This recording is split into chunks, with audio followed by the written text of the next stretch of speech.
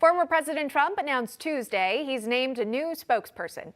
It is former Republican National Committee spokesperson Liz Harrington, replacing Jason Miller. The president said this in the announcement, saying Liz Harrington is a fighter. She was an important part of our receiving more votes than any incumbent president in U.S. history, far more than we received for the first time we won. Liz Harrington joins us now. Liz, good to see you. Congrats on the new role. Good to see you. Thank you so much. Absolutely. I kind of want to know, how did it happen, the call, when President Trump asked you to speak for him on a national stage?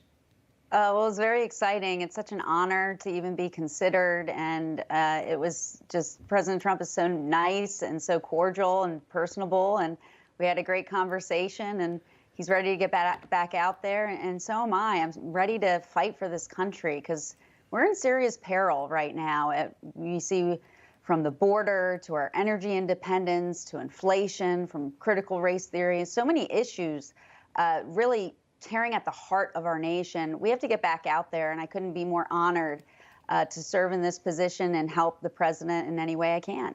Well, we're actually going to see President Trump in a more public setting. He's announced that he's going to start up those rallies again next Saturday, June 26th, at the Lorain County Fairgrounds in Ohio. Of course, we saw these big rallies during the 2020 election campaign. But what can people expect to hear from the former president just 2 Saturdays from now? Well, it's so important, we think, that we really can't wait till 2022. We need to be out there speaking the truth, really energizing the millions of Americans who support this country, support President Trump. And this rally is going to be really important. We're going to be out there rallying for Max Miller, who's challenging one of the 10 Benedict Arnolds in the House who sided with the Democrats and really were a disgrace to our party. And we think it's really important to hold our party accountable, to hold all politicians in Washington who have really sold out our interests to communist China, to the swamp, to everything but the American people. So we're going to be out there talking about that, talking about the critical issues that are going on. And following that, we're going to be at the border on June 30th, which Biden and Kamala Harris have failed to go visit to because they've given it away to the drug cartels. And if you see what's happening, we've lost our sovereignty.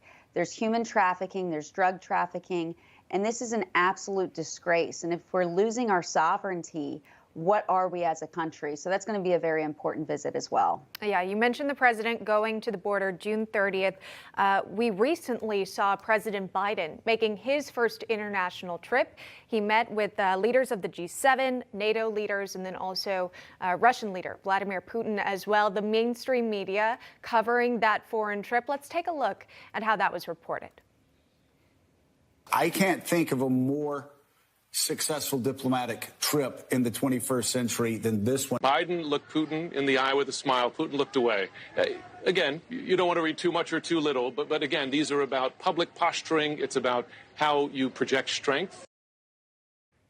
Just a snippet there from media analysis, Liz. But what was the former president's takeaway from what he saw of Joe Biden making the journey? Well, that right there is worse than Pravda. I mean, nobody's pointing a gun to their head. And I mean, this is just embarrassing. Everyone could see with their own eyes. Joe Biden was a bumbling mess. He confused Syria with Libya 3 times. He didn't have an answer for 30 seconds on Putin. It was totally incoherent. And more importantly, he sold out our interests. We got nothing out of that meeting. And that's how President Trump feels. It was a good day for Russia. It wasn't a good day for the United States. It was supposed to go 5 hours. Of course, Joe Biden could only go about 3. And what did the American people get? I mean, Putin has his pipeline now that President Trump blocked for 4 years. And what did Joe Biden do on his first day of office? He canceled Keystone.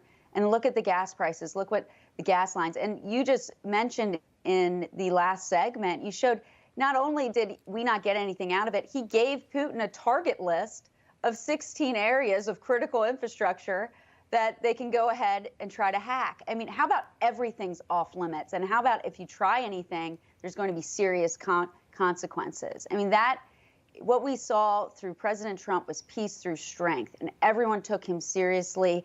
And you know who had to bring flashcards to the meeting between President Trump and Putin? Putin. At this time, we saw who had the flashcards, and he still didn't get anything for the American people, Joe Biden.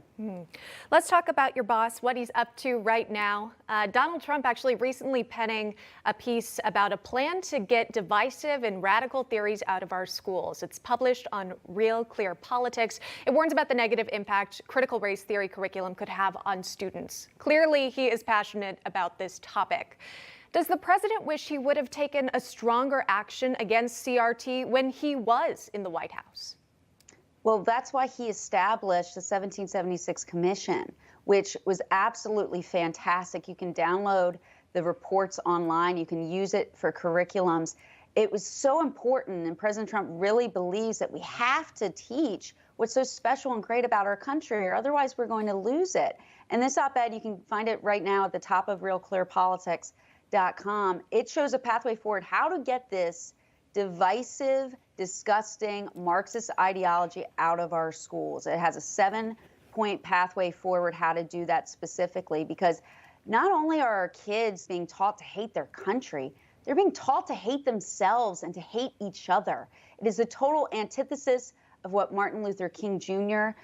Practiced and preached. We need to get this disgusting, dangerous, anti-American ideology out of our schools. President Trump tells you exactly how we can do that. All right, that is Liz Harrington, the spokesperson now for the former president. I'm sure we'll be seeing a lot more of Liz. Thanks so much for coming on today. Enjoy your weekend. You bet. Thank you. Hey, I'm Rob Finnerty. Thanks for watching. If you enjoyed this video, please join the conversation in the comments below. Don't forget to subscribe, too. Hit the bell icon to be alerted to breaking news. And remember, there's a whole lot more on Newsmax TV, America's fastest growing cable news network. Newsmax TV, we're real news for real people.